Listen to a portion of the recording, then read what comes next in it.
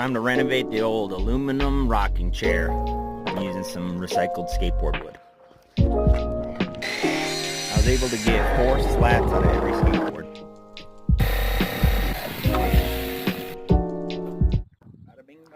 This has been a project on my list for a long time, and I always wanted to replace the slats with old skateboard wood.